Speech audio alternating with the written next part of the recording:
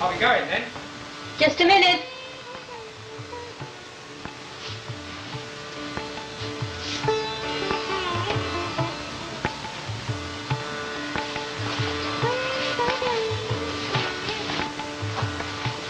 Oh, this is the wrong place. It's quite wrong. It'll have to be moved. Well, it's a bit late to tell me now, isn't it? It's in the way of all my preparations. Watch out, you have it on the floor. God, Mark. Be careful. Well, where are we going? Watch those photographs. Be careful. All right. Turn around.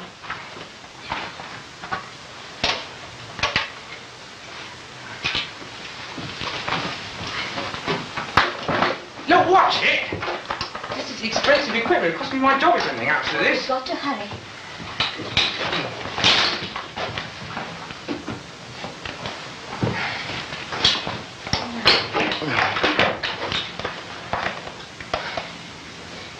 Would you plug it in there, please? Thank you very much.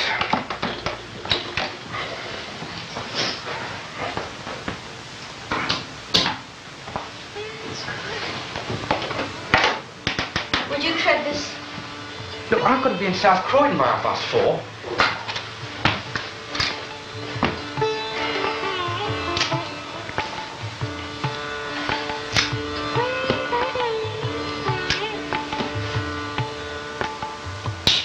Could you center it and test it, please?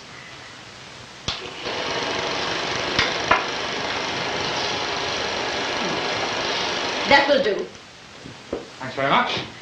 Thank you. You've done very well.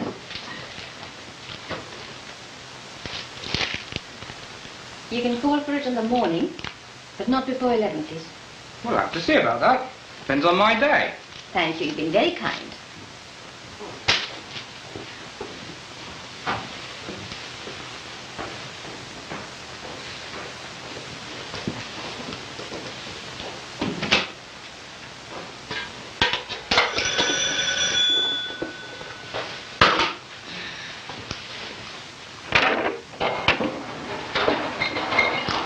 The door's open. Come right up.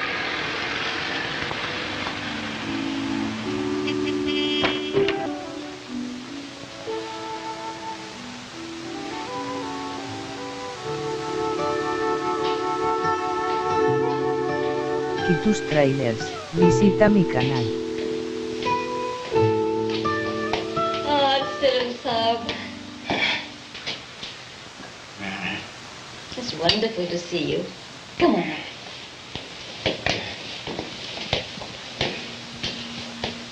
How was your journey? Oh. Tiresome, I'm sure. That dreadful little train from Turton. Oh. Come and sit down. This is your chair. Mm-hmm. There. I want you to be absolutely comfortable. Oops. here. And this one back. There. Oh, it's just wonderful to see you on our day. My dear Princess. Our very own day. It's been exactly 1 year, and you look just the same. Oh. Exactly the same. You haven't aged 1 day. You are younger, more beautiful than ever. Of course, of course. I'm going to make your tea now. Everything is ready. No, I don't want you to move. I absolutely forbid it. Where's Raju? Ah, Raju, gone with the wind. I don't need Raju or anyone else. There's no point in bringing servants from India these days. They just stay with you for a little while. And then they say, oh, Hukum, may I go work in a car factory? Or, oh, Hukum, I want to start an Indian restaurant. I tell you, they want to start some tea for me. Molly, she comes on Monday. I think I'm going to have to change her day. Because when she comes on Monday, she's still suffering from her weekend celebrations.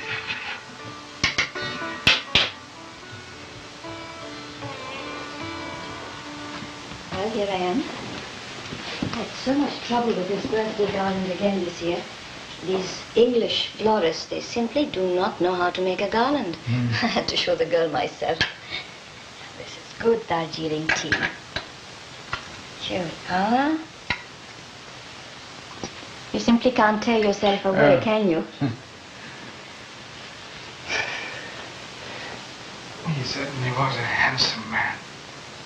Oh, Cyril Saab. Handsome. Papa was...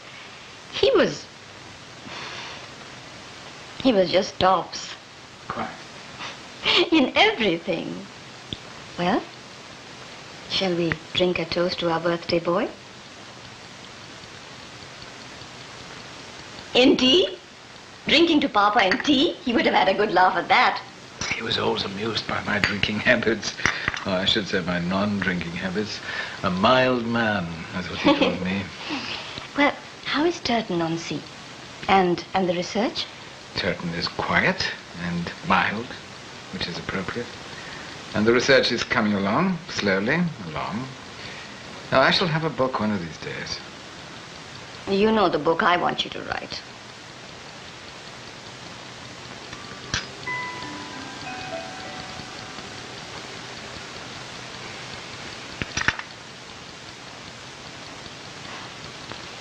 Well, everything is ready, you see, for our annual birthday treat.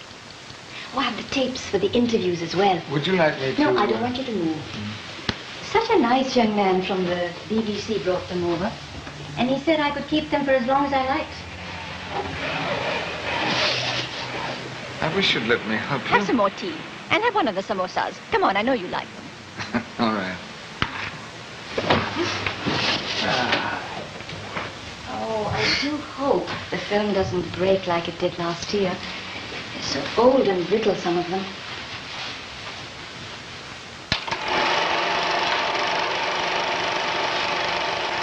I keep meaning to have them restored, but I don't know what exactly to do.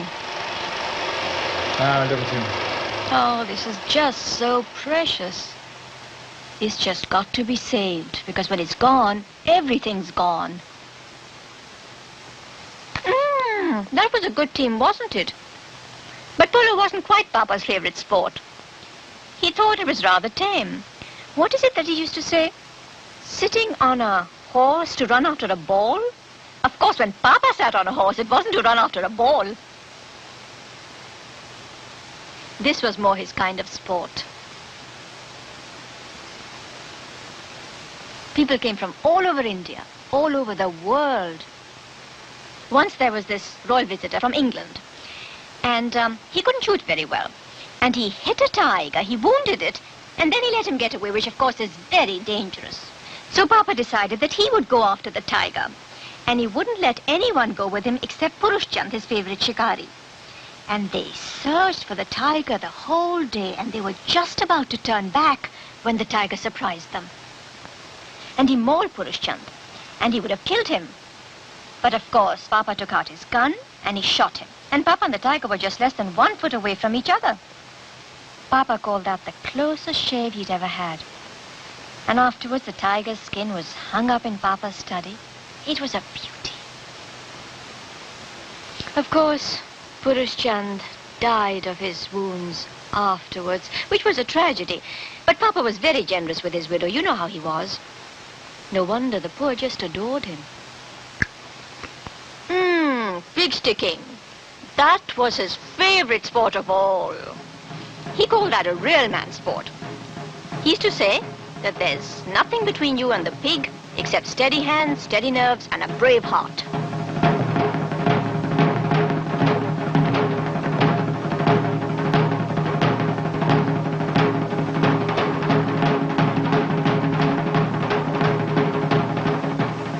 I think what he really loved was danger. That was his sport, whether it was animals or aeroplanes.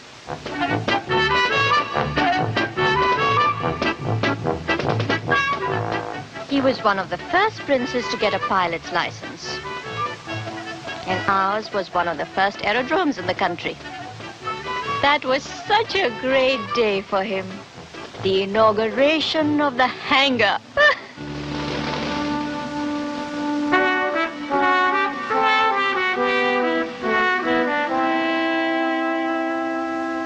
We were all terrified out of our wits whenever Papa went out to fly, especially after Bajapur was killed in his plane. We thought after that Papa would be more careful, but not at all. He said, when your time has come, it has come. Sir John Steele. He came down specially from Delhi for the inauguration ceremonies. Y tus trailers. That was Visita mi such a canal. big party. Papa loved parties. He had such fun. Papa loved fun. And he never spared any expense. Quails from Isfahan, and fireworks, and champagne, and jokes. Papa loved jokes, and making people laugh. Once, he made an apple pie bed with his own hands for the English residents, Sir Philip Ruff. And in the morning at breakfast, he asked Sir Philip, "Well, Sir Philip, I hope you had a good night." And Sir Philip said, "Excellent, Your Highness, thanks to your very personal effort." Oh, Sir Philip had such a sense of humor, which is not something that can be said for a lot of the Indian princes. Stuffy they were. He's just having a good time. Then, when Papa used to go to London, he would buy up all the joke shops on Tottenham Court Road, and he always came back with these trunkfuls of squeaking cushions and exploding cigars and things like that. Of course, there were a few accidents because of his sense of humor, but he always made it up to people afterwards.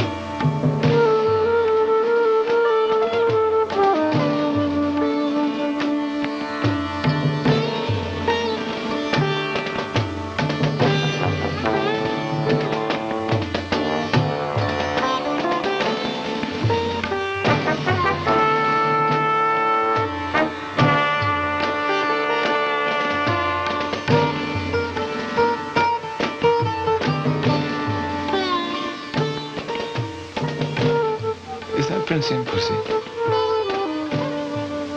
No. Yes, it is Princey and Pussy. Because there's Uncle Rajkumar and he wasn't there for Indu's wedding. Right.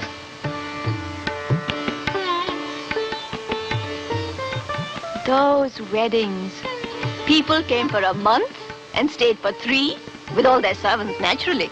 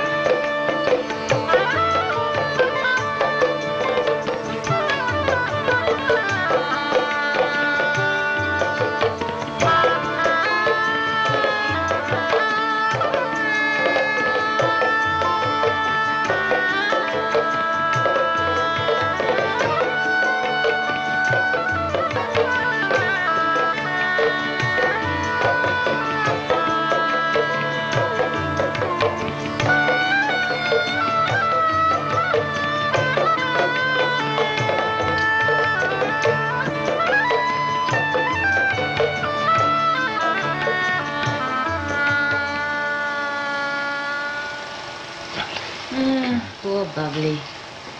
She's in Mexico now with that person she married. He is still in that sanitarium near Lausanne. You didn't tell me that. He's still there. Oh. He used to be such a good, wonderful rider and dancer. Poor boy.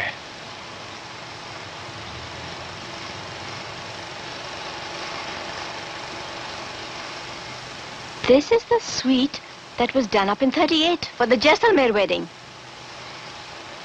Of course, all those frescoes are very valuable now. Art Deco. They're spiffing. They were designed by a German artist. Austrian. Oh, yes, and his name was Paul Merkler. He was really amazing. He could turn his hand to anything. He sewed the curtains for the Royal Ballroom, and he designed a new uniform for the Palace Guard. Oh, yes. He stayed with us for 15 years. And we thought he'd stay with us forever. I don't know what happened. One day, he just suddenly decided to go back to Germany. After 15 years. And he was in the middle of doing these terrazzo murals for the indoor swimming pool. And he left it all unfinished, a whole scene, mythological scene with Neptune and mermaids. Are you tired? No, not at all, no. We'll take a break, shall we? Yes.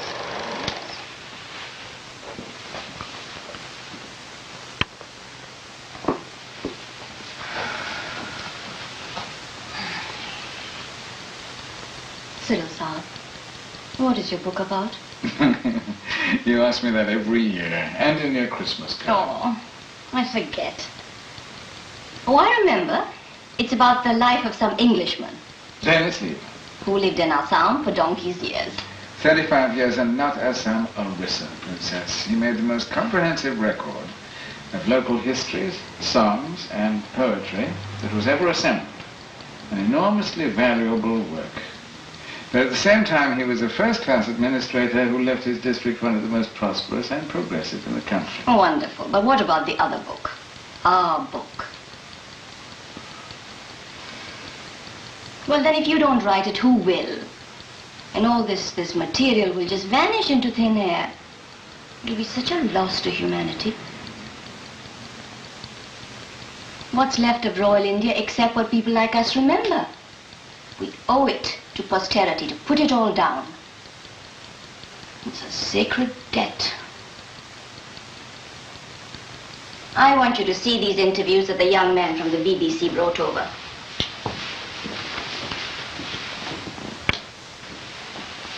I told you about them. Yes? They were shown on the BBC about a month ago. And when I saw them, I just cried and cried. And I said to myself, you silly goose, what is there to cry for? That's the way it is now.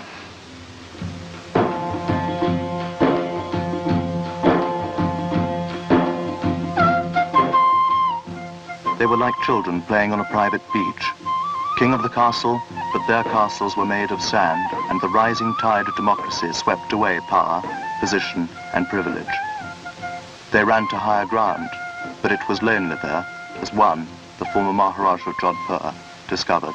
As the atmosphere is today, we as princes are public enemy number one, Tráilers, on the one visita mi hand. canal. Whereas on the other hand, we still have our traditional support. And as far as the local people are concerned, they still look up to you for some kind of a lead. So it's in that context that I have to find a way of how to justify this support, this loyalty. You don't posthumously need to recognize anyone, do you? And in my passport, of course, they took away my titles, but they've even taken away my husband's, which I think is absolutely ridiculous. I prefer it as it is now, because one is becoming more in contact with the people. Because you have to lead your own life, you mix in far more, you get to know far more about how people live, whereas before you were rather aloof and on a sort of pedestal. People had to look at you. You couldn't meet people easily, you couldn't go out, you couldn't mix. That India's royalty would be roughly tumbled from that pedestal, the former Maharani of Jaipur. Were there any aspects of the government's controversial policy with which she felt in sympathy? Well, no, I couldn't really say so. I would have been had they not done it in the way they did. There were certain privileges that the princess had which were rather unnecessary, like red number plates and all that sort of thing. So, well, that was perhaps an anachronism, but to do away with their allowances, I think, was very unfair. Just one or two of those things that, but no, not really. Could you tell me, what is the reaction of the peasants and retainers to this new regime? Well, strangely enough, even though we haven't got any power anymore, they still love and respect one. They don't understand why this should have happened to us. But of course, gradually, they are being taught by the Congress workers to disrespect us and to say that these people are really nobody at all and why do you respect them. But basically in their hearts that love is still there and that trust, which is really very gratifying. Jagat, in terms of your life, what do these new measures mean? It means that since the Privy Purses have gone, we've moved to smaller houses, smaller palaces. I've changed, in fact, about 3 times now. And I'm now living in a much smaller place with a staff of my own. This is because we have to live in as many separate houses as possible so that we can keep them and stop them from being confiscated by the government. At that time it was kind of, when I was going abroad and coming back, it was really very much of a game, because I could come back here and sort of somewhere on the airplane I'd sort of turn a switch in my mind and I'd become Indian. And when I went back again, same thing, turn a switch in my mind and I'd become English. It's a good game while it lasted, but as I grew older, it began to dawn on me that I had to make choices between what I wanted to retain of one system, what is good of one system, what is good of the other system. And, well, I'm still in that position now, more so than ever.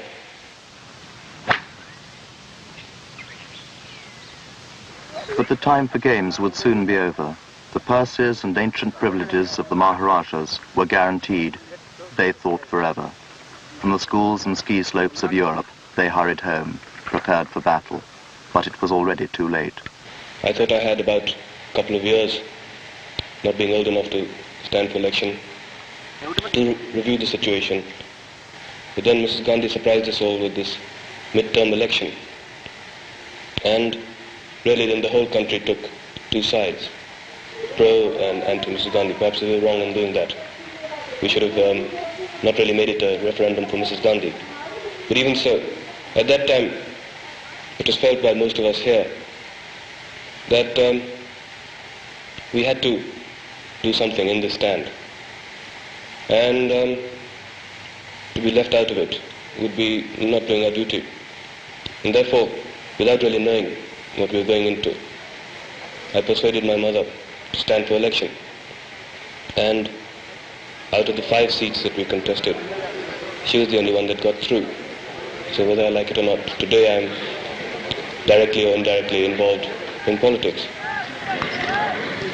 But even mothers cannot turn back the tide. Democracy and Mrs. Gandhi won. The Maharajas, stripped of their titles and stipends by an amendment to India's constitution, must learn to swim. To swim in currents that are unfamiliar, cold, and sometimes dangerous. One can't really choose a career when you're in a situation like I am at the moment. There's no point saying that I want to be a painter, because probably it's impossible for me to say I want to be a painter or a banker. There are things one has to do, and one maybe will have to go back to Jaipur and work there. If you had a choice, how would you distribute your time? Well, I'd live about 6 or 7 months of the year in Jaipur. Then I'd like to travel. I love coming over to England because I was born here. I have a lot of friends here, so it's always nice to see them. And I also like seeing new places. This time I went to the Far East for the first time. I'd like to go around the world traveling, but I hate being a tourist, so I like knowing people in the places that I go to, so that you can see the place through their eyes and see how they live there. And the rest of the time traveling, a little bit of the time in America. Then I do like a bit of sea life, and I used to love skiing. If I could get that in, that would be ideal, my ideal.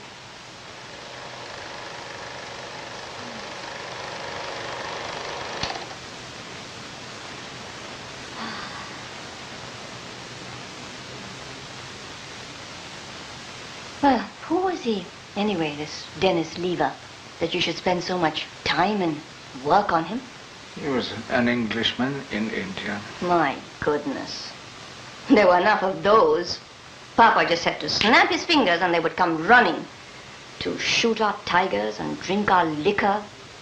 How they drank. Scotch and claret for breakfast, and port and champagne all night. Now, Dennis Lever was not entertained by Maharajas. He was too busy sinking wells and building schools. What spare time he had, he spent riding around the country. He sat for days and nights with the villagers to listen to their stories and their songs. Unfortunately, he didn't live long enough to complete his magnum opus. He died in 17 of cholera, a year before he was due to retire. His work had to be published posthumously.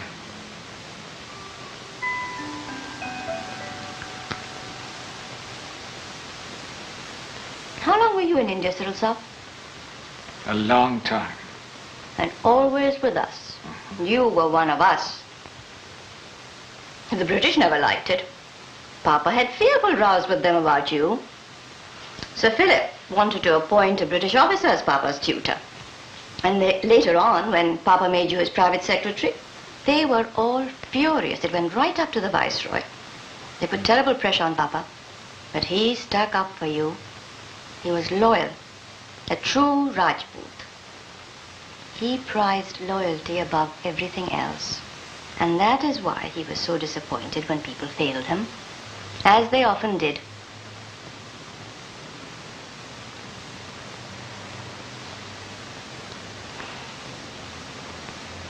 When Paul Merkler wanted to leave after all those years, Papa offered him everything just to make him stay. But he wouldn't. Papa was so hurt. He said he didn't love us as we loved him. Paul Merkler came to my room one day. It was in the afternoon. It was a very hot day. And there's been a dust storm blowing for several days. Outside the palace windows, you couldn't see anything except the sun and the dust and the desert. And Paul said to me he just couldn't stand it any longer. He only wanted to leave and to go home. He didn't have to say much to me because I knew only too well what he was talking about. I, too, had been in India for a long time. Oh, but always. No, wait, please. I know that I was living in undreamed of luxury. I was living in a palace, waited on hand and foot. I was eating rich food. I had all the time in the world to do everything I wanted. Read, write, study, everything. Only most of the time, I did nothing. I just lay on my soft bed and I felt that I was rotting with heat and boredom. When I first came out to be your father's tutor, I thought that I would never want to go home. I just wanted to be in India, to be part of India. I dressed up in Indian clothes. His Highness showered silk turbans and brocade coats on me, and he even dressed me up in them himself. Then he stood back and had a hearty laugh at my expense. That looked quite ridiculous. I learned to eat curry with my fingers, to chew betel, even to smoke a hookah. I sat on the floor, cross-legged with the other courtiers, and we played rough and tumble games like boys, and we played card games for high stakes and cheated like anything. Then, I don't know what happened. Why it stopped being fun.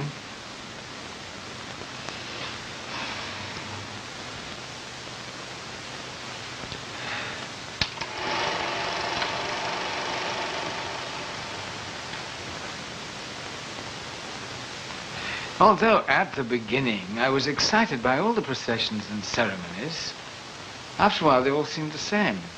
Marriages, birthdays, funerals, always crowds, always very hot. One day I fainted and to be carried back to the palace. His Highness showed such kindness and concern. He left the ceremony and all his guests just to inquire after me and to sit by my bedside. I was never allowed to go out in the sun again after that. All those crowds. Crowds. City streets full of crowds, and there was a lot of waiting. Waiting for hours in the hot sun. Everybody had to wait, His Highness included. He accepted it. It was part of the ceremony. And there was a great deal of confusion. Moments when nobody seemed to know exactly what was supposed to happen next. And they would argue about it. This is the way it always has been done. No, that is the way, and so on.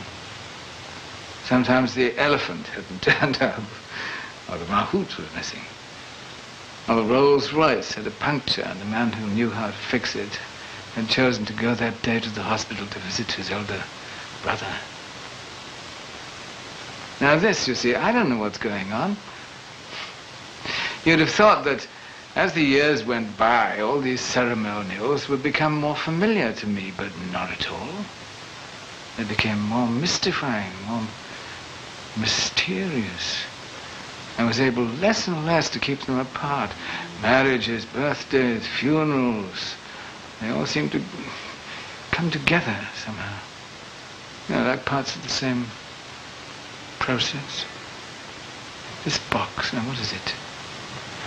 Oh, I think it's the Dowager Queen being carried in perder to some ceremony. Oh, no, no. It appears to be a funeral.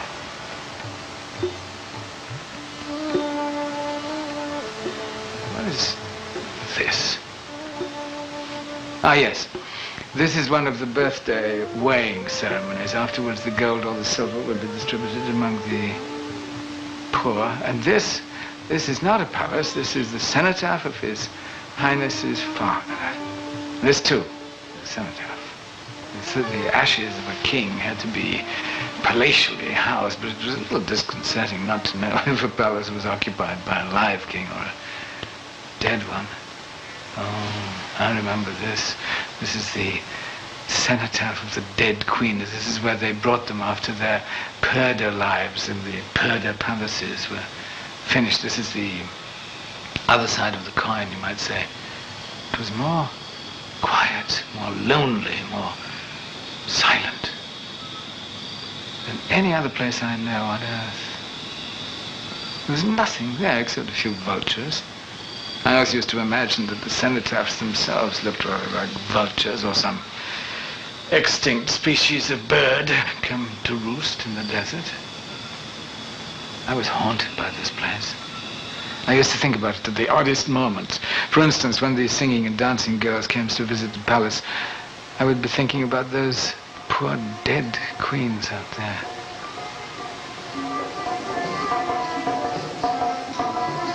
Perhaps it was because these songs that the girls sang were not as gay as they were supposed to be, and I thought they were rather sad, actually. I thought the girls were rather sad in their tawdry dresses, many of them no longer in their first youth. What happens to a singing girl when she gets old? I once asked His Highness that question, and he said, they die of pox in the bazaar. And he laughed. So I supposed that he was joking.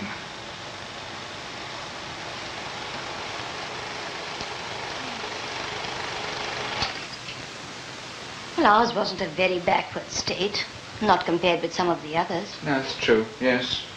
There were worse. Much worse. When you think of Tagpur, they were living in the Dark Ages. Terrible things happened there. Child sacrifices. Terrible, horrible things. And so many cases of sati. We hardly had any sati at all. What about your great-aunt? That was different. I mean, it wasn't religious, but because she loved her husband. And when he died, she just didn't want to live anymore.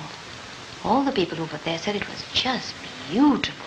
The way she climbed onto the funeral pyre and lay down beside the corpse. It was sacred and beautiful.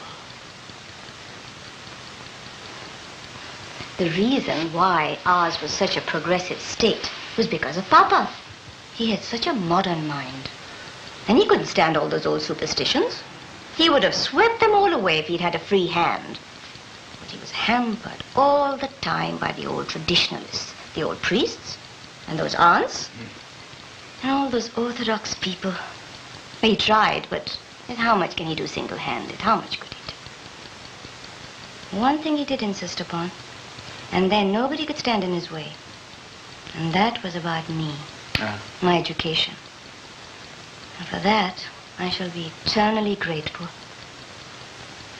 Y tus trailers. What he did Visita mi canal. for his motherless child.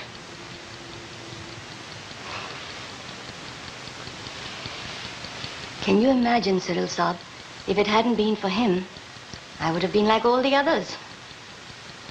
My entire life spent in a Parda palace. Never going out, except in a closed carriage, with family servants before and behind. And then what would I have done? Afterwards, what would have become of me? It's as if he foresaw all that. As if he knew that I would have to stand on my own 2 feet, as if he knew it. And when I was 4, he sent for my first English governess, Miss Simpkins from Shropshire. I still remember the fearful row my aunts made when I had to go off to school in Switzerland. But he insisted. He wouldn't budge. And then when I was 15, my aunts, they wanted me to come back and get married, but he sent me off to England to a boarding school instead. He wouldn't even let me come home for the halls for fear they would get at me. Of course, all those years that I was in boarding school, I was very homesick. But I see how wise he was. Because this way, I could become a truly independent woman. And take my place in the modern world. Along with everyone else.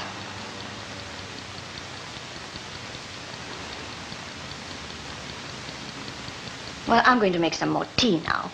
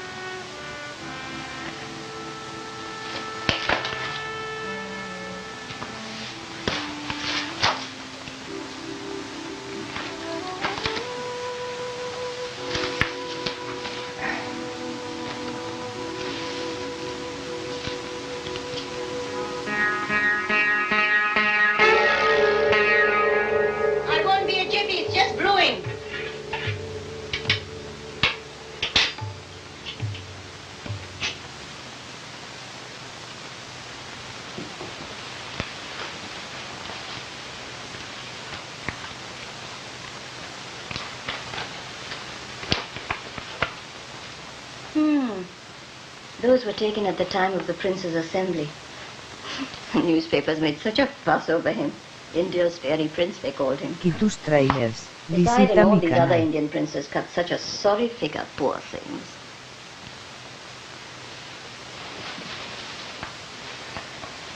That is why they were all so jealous of him. And when he had his trouble, there wasn't one of them that stood up for him.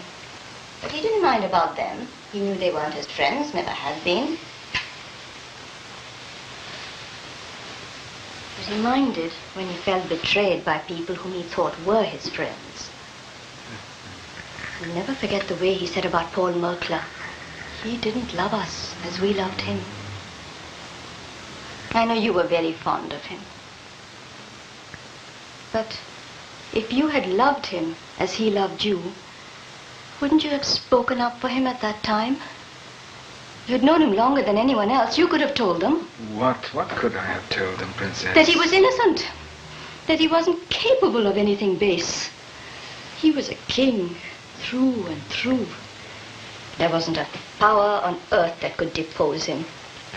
And in spite of all the things they wrote in their papers, in the people's hearts, he was still the Maharaja. No little tribunal or commission could take that away from him.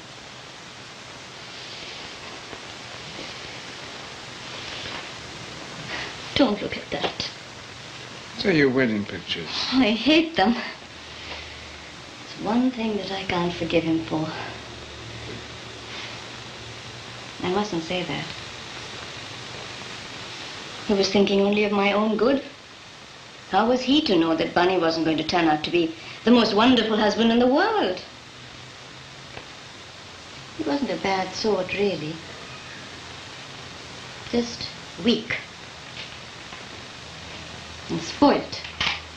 Like the rest of his family. Of course, Papa took opium too. But he knew how to control himself when necessary. Bunny would go mad, absolutely insane when he couldn't get the stuff. He wasn't bad looking. But nothing compared to Papa. Let's see this. Oh, that's a good picture of Papa.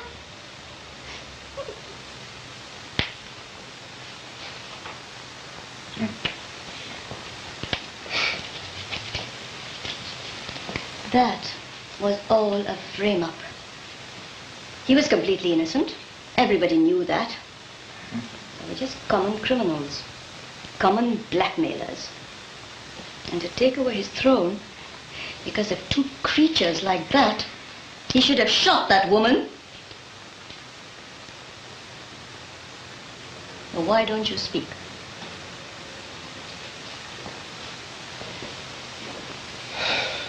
When it's time for you to speak, then you are silent.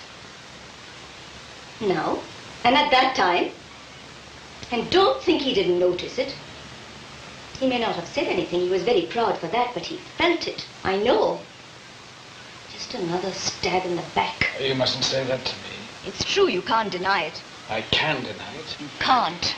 If you cared for him, you would have stuck up for him. And if I had, who would have listened to me? Who was I? I was just an Englishman who had stayed in India too long. I was His Highness's creature. No one called you that. Not allowed, perhaps. We all loved and respected you.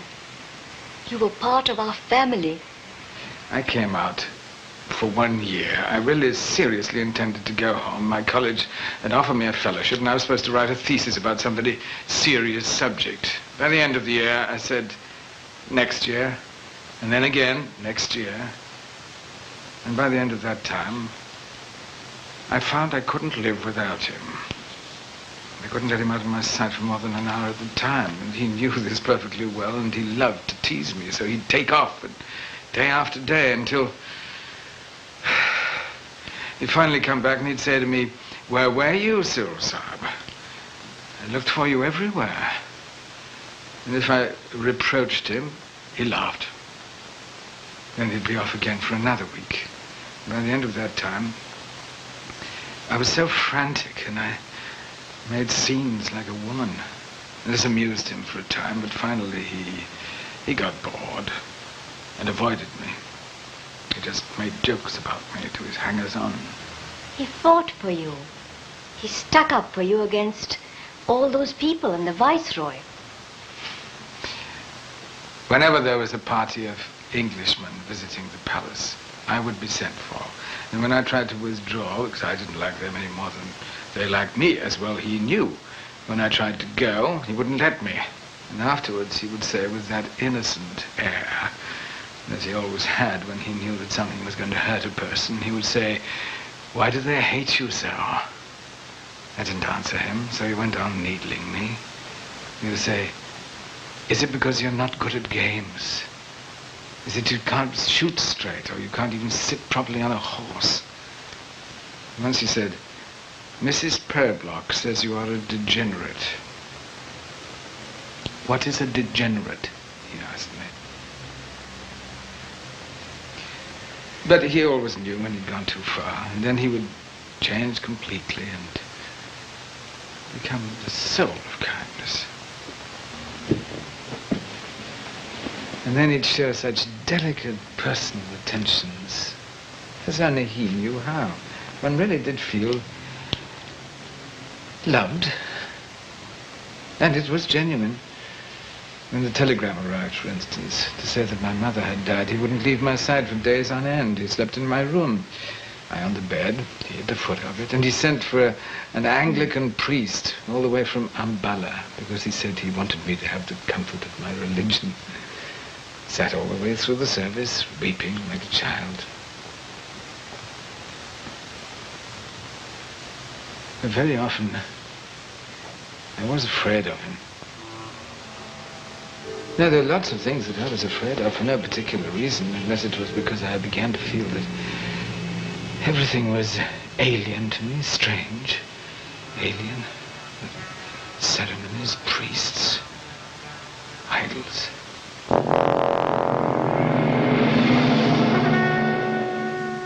An alien land. There was a temple that was sacred to the rat.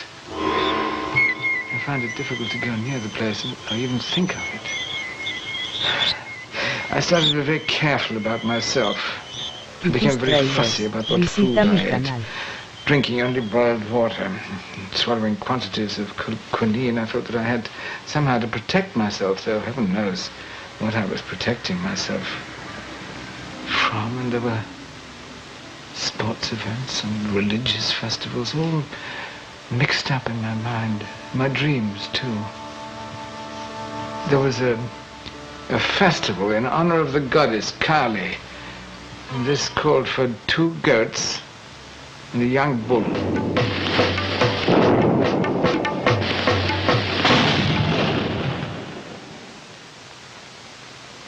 Many foreigners don't understand our Indian philosophy.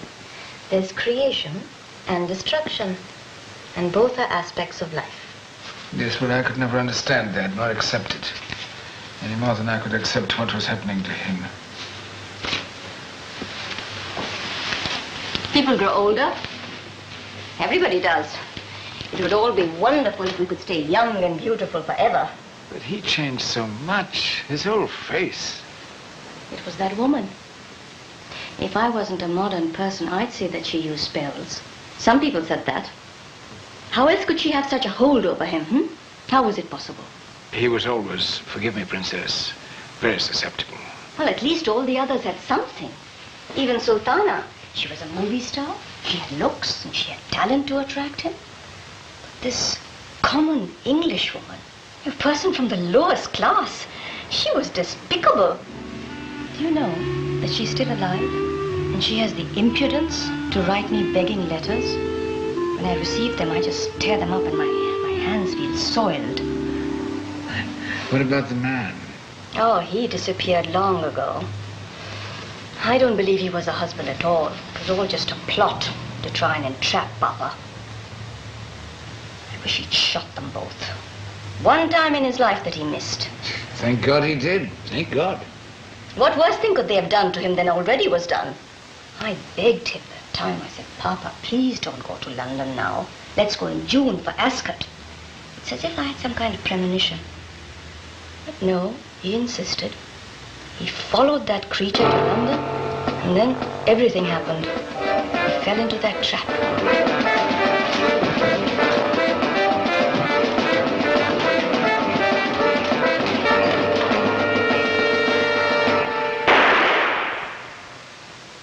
They called it the shot that shattered the throne. In love a headline. Well, I must be getting along. Oh, not yet. We've so much yet to talk about. It's pure selfishness on my part. I know you have to get back to Turton. I like to be sure of finding a seat on the train. I don't suppose anyone ever offers you a seat. Wouldn't occur to them. Well, you just have to learn to push these days. I do it. What are you doing, Princess? I insist you're not to say no. This will do nicely for your supper. Well, Bruce, have a bit of cooking. Really, it is a shame that you have no one to look after you. Oh, I manage all right. There's Mrs. Parrott who comes in once a week to do the cleaning, or rather she used to. She's laid up now. These people are always laid up, aren't they? You just have to learn to manage, don't we?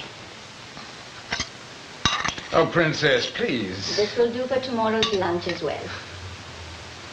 I do wish you stayed in town. This way I could stop and visit you. Oh, it must be very lonely for you out there. Not at all. I keep busy. I have my research, my bit of writing, my walks by the sea. Sometimes, you know, I imagine that it's not the sea at all, but the desert at Rajasthan, which is quite as endless as the sea.